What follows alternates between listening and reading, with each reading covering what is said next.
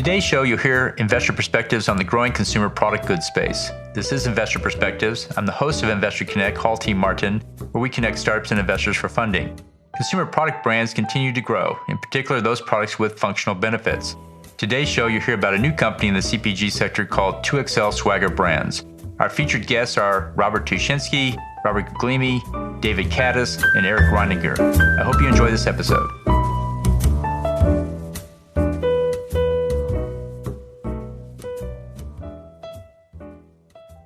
Hello, guys. This is Hall Martin with 10 Capital. I'm the founder, 10 Capital, where we help startups and investors connect for funding.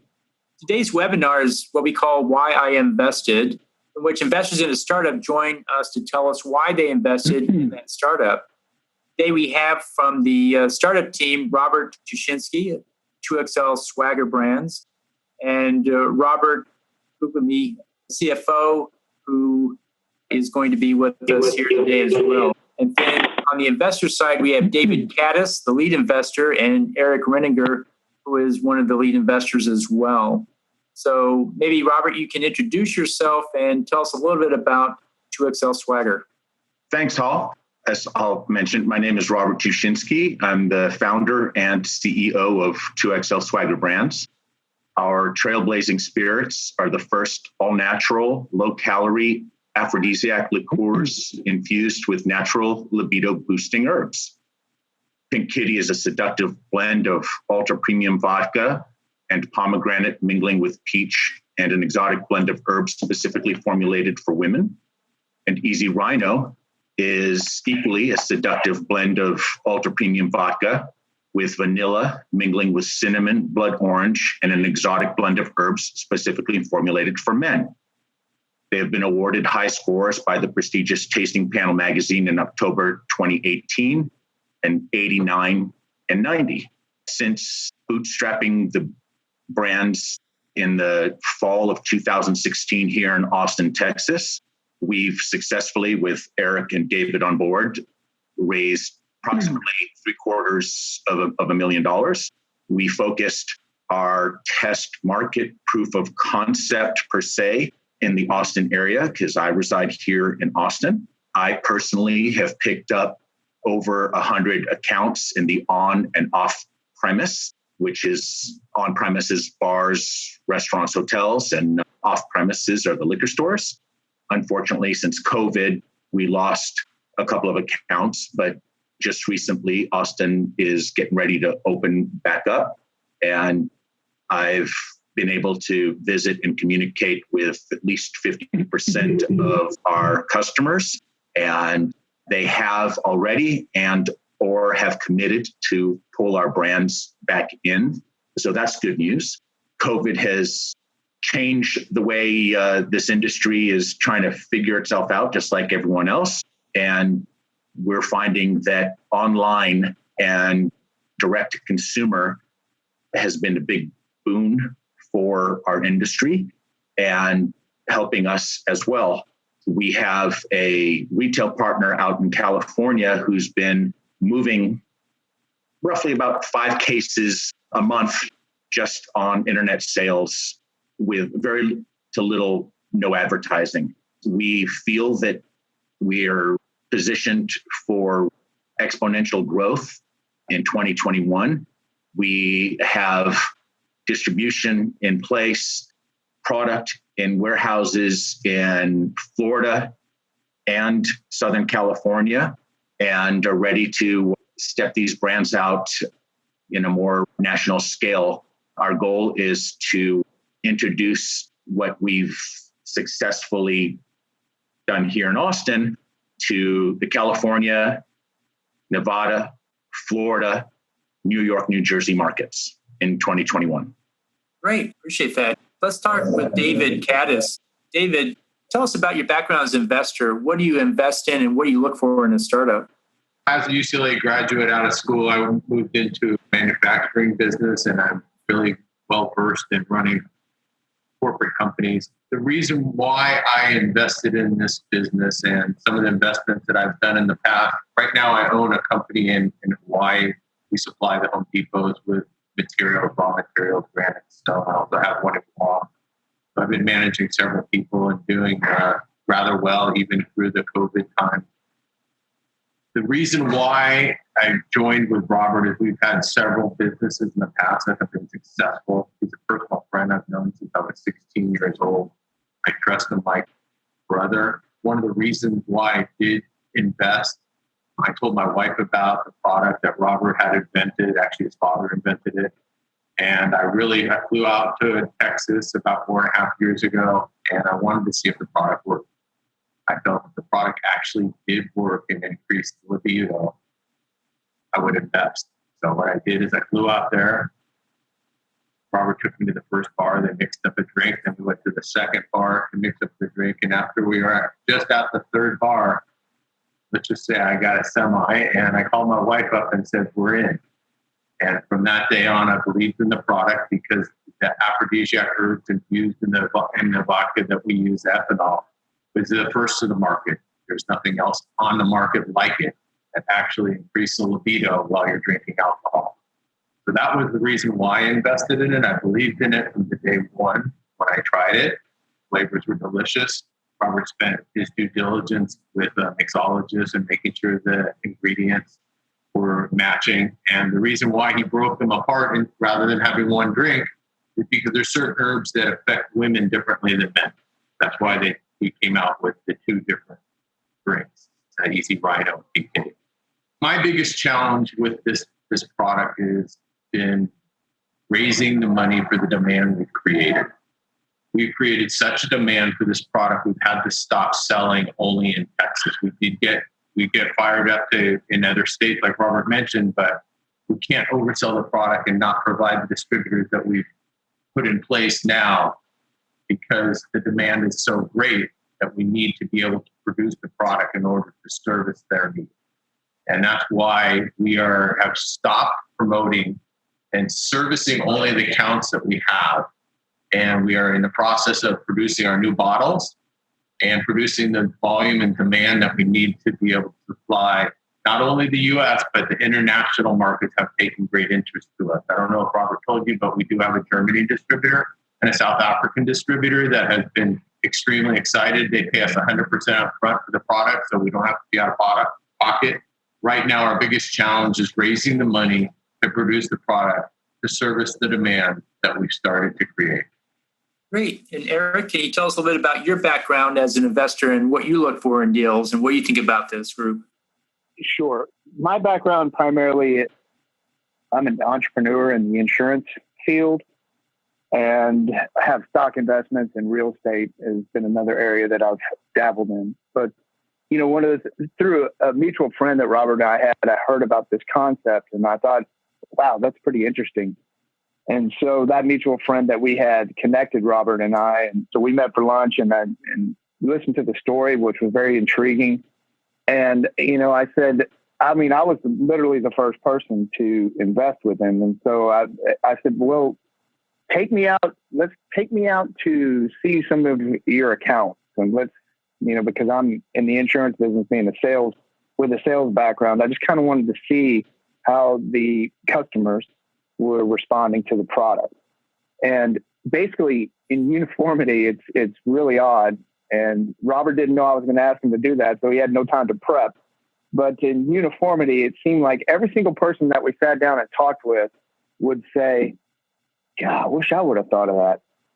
And I can't count the amount of times in my life that I've seen things and said, boy, I wish I would have thought of that and or invested in that in a timely fashion. So from there, our experience furthered and I did a little more due diligence with him and decided that the uniqueness of the product and the fact that I have a friend from college that is in the business and has been very successful with a brand who I picked his brain on it as well. And that pretty much put me in the position to invest in the company. Great. Thank you for that.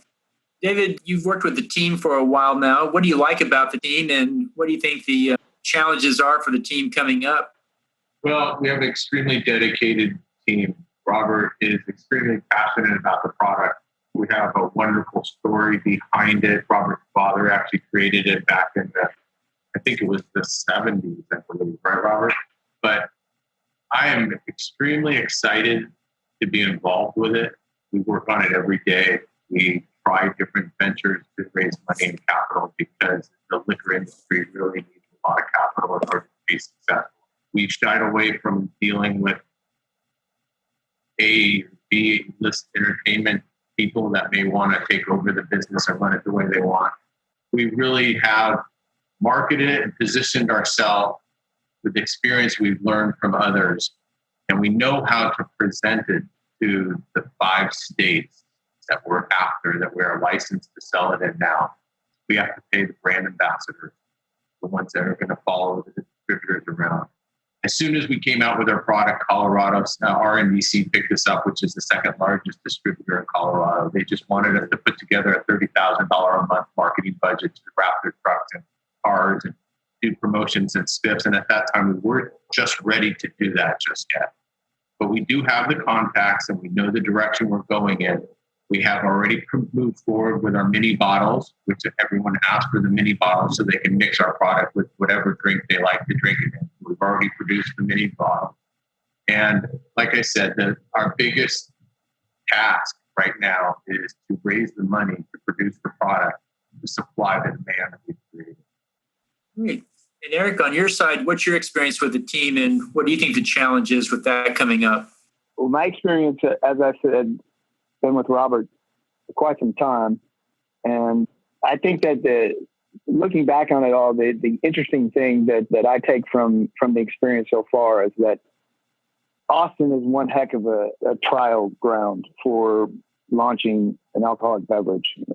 As you well know, there's many, many brands, Deep Eddy, Keto Vodka. There's a lot of brands that initiated and were developed in Austin, therefore making Austin an extremely competitive environment and a wonderful testing ground to see if you have, to prove your concept and to see if you have something that is going to work with Austin's music scene and bar scene and so forth.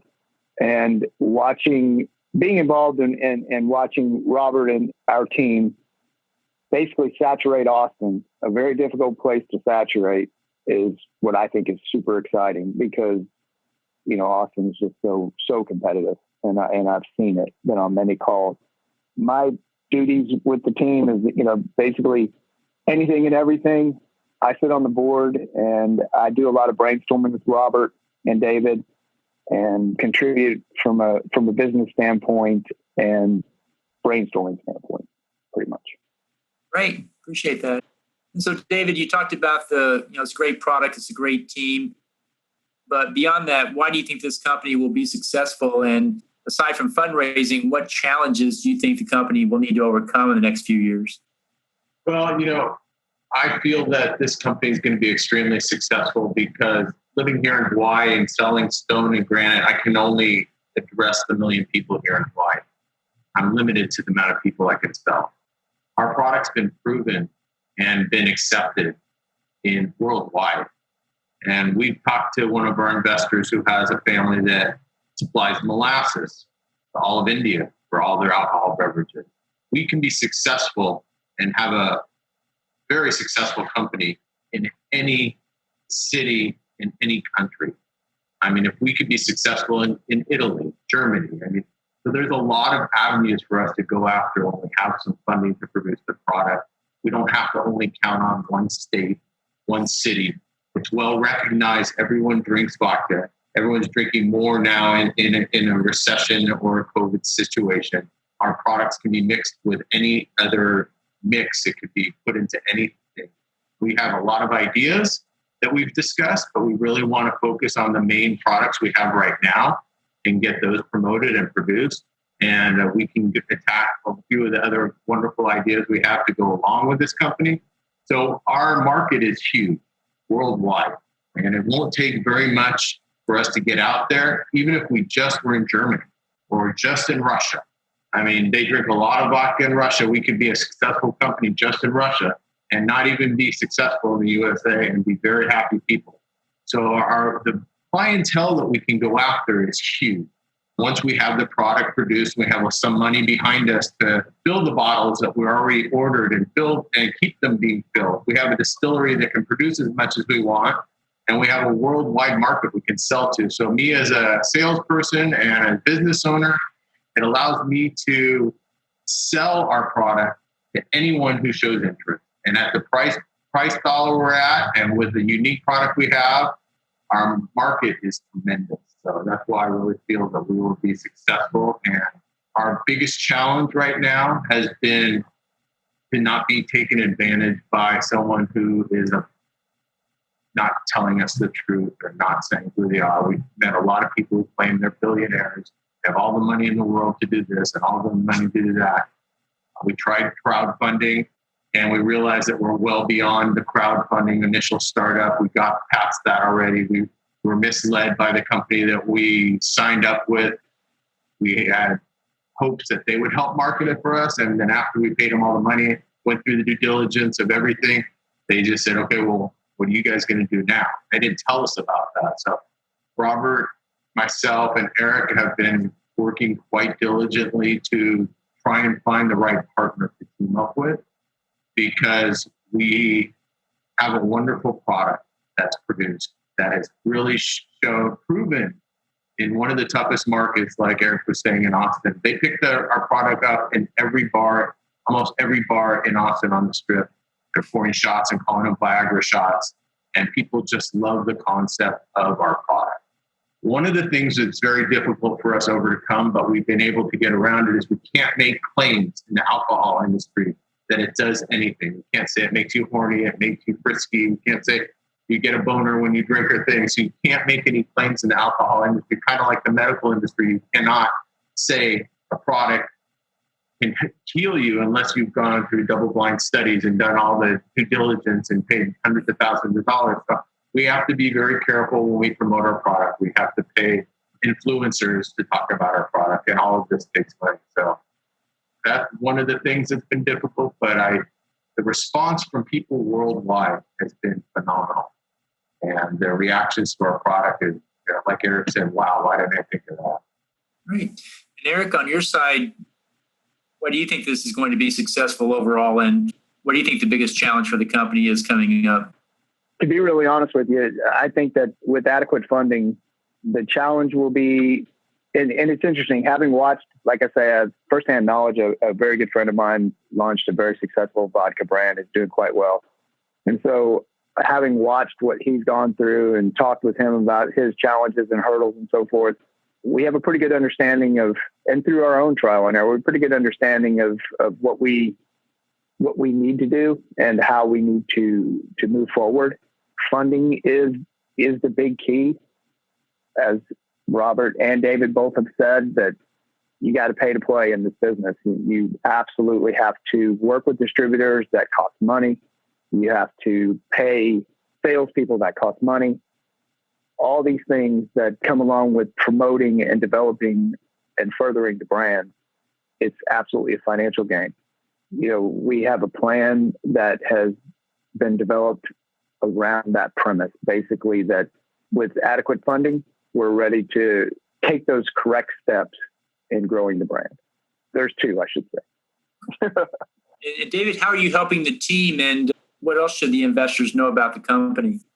Every day, Robert and I get on the phone and discuss our duties for the day. I've been acting COO of the company and helping with everything that needs to be, from arranging shipment, dealing with the anti-dumping charges, and dealing with international shipments of our product coming out of China. We've also worked on lowering our product and our pricing in order to be competitive in the market.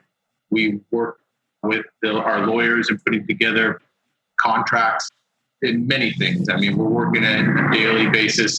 Robert and I, we do work on different time zones, so it's a little bit more difficult to catch ourselves, but Robert makes himself always available to us to talk to us at any time. So we try and tackle the most important things and still deal with some of the things that are in our background. Obviously, producing the product and getting the product to market is my main focus right now. We raised money to produce the product, which we did from private investors. Our CFO has helped us out quite a bit. putting together the documents we need. We have a wonderful lawyer on board who Robert and I grew up with his brother, and he's helped with crowdfunding in the past, and he's helped us out quite a bit. We put together a real strong team that we can rely on each of us to handle certain duties and move forward with. We go back and forth on and discuss the pluses and the minuses of everything. But we've even hired people from other companies that have been very successful to guide us in the right way, putting together distributor discount sheets and distributor forms and how we should approach them. So Robert's traveled to RNDC in Colorado when they set us up and traveled with their reps and been extremely successful selling the product. I don't foresee our most difficult part, which most people do, is selling the product to the customer. We have a very high success rate when we go out and meet with bars, restaurants, and they're very receptive and understanding of our product and willing to bring it into their establishment, try it out. But it just comes right back to the funding and getting the money behind us to do the things that we wanted to do. We've had a lot of free advertising. We've had a lot of nice write-ups from press. We've had wonderful support from a lot of people in the industry that believe in our product. So we know the direction we need to go in. We've already forecasted spending $20 million and where we would spend it. We've forecasted spending $10 million on where we're going to spend it. We've gone through scenarios and scenarios over and over again, and it all comes back to having the funding to produce the product fast enough to get to these markets and hire the right people to talk about our product. Well, if you don't mind, I'd like to clarify something. We distill our products in Texas. The only thing that we source from China that David mentioned is our glass bottles. I just wanted to clarify that. I didn't want people to think that we were having our spirits produced in China and we were importing our spirits. That is not the case. Great.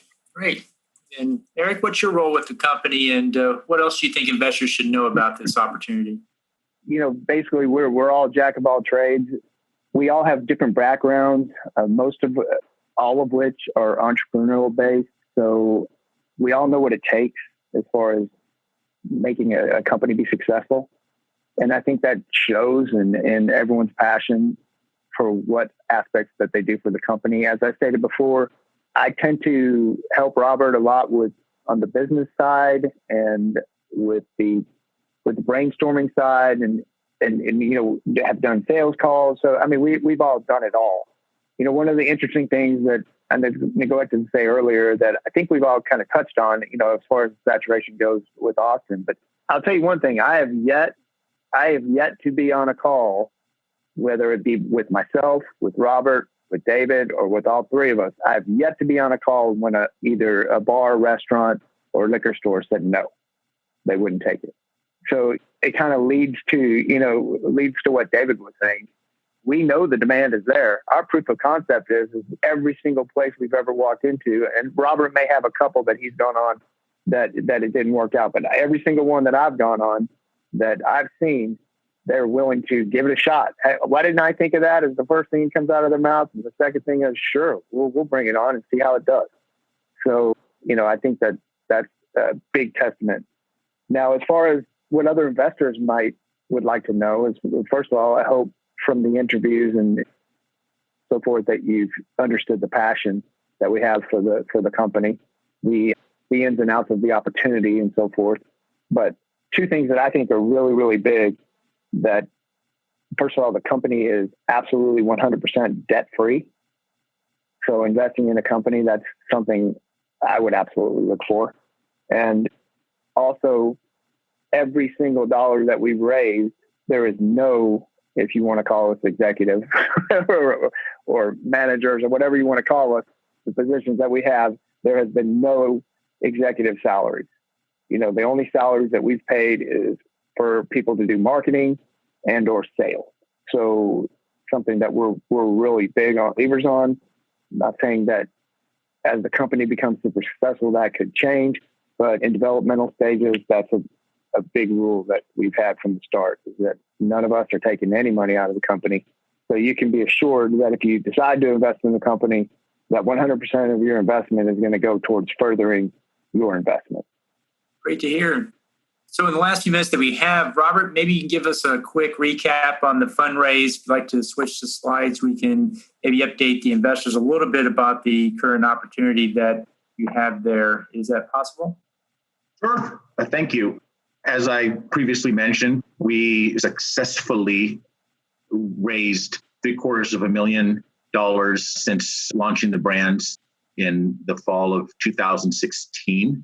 The campaign that we're on right now, none of us are savvy in the fundraising. This is new to us. So this has been a challenge for us. So I don't know what we call this round, a round two or a seed round, but whatever round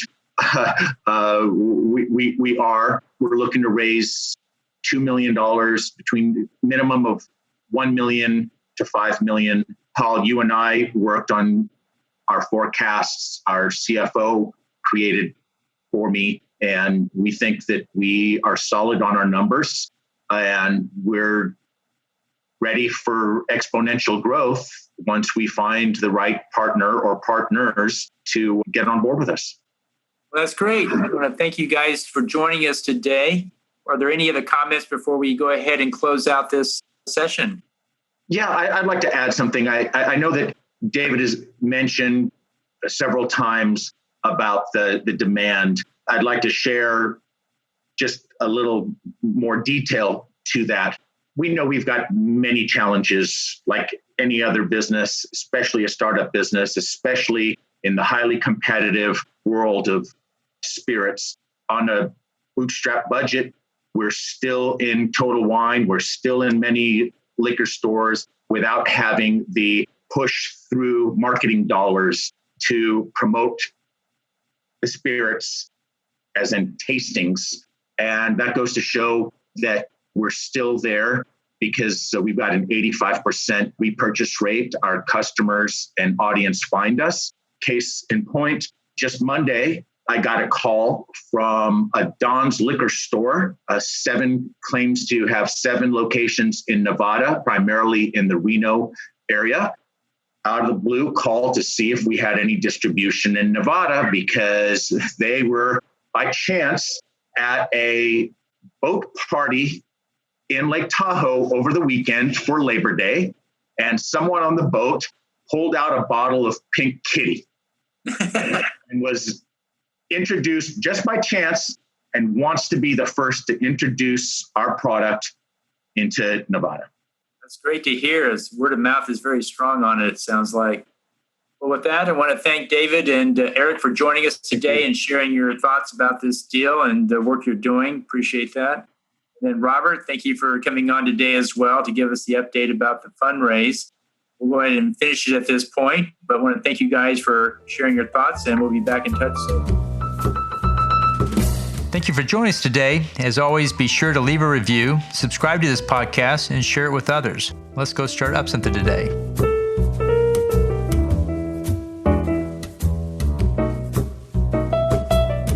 Paul Martin is the director of Investor Connect, which is a 501c3 nonprofit dedicated to the education of investors for early stage funding. All opinions expressed by Hall in podcast guests are solely their own opinions and do not reflect the opinions of Investor Connect. This podcast is for informational purposes only and should not be relied upon for the basis of investment decisions.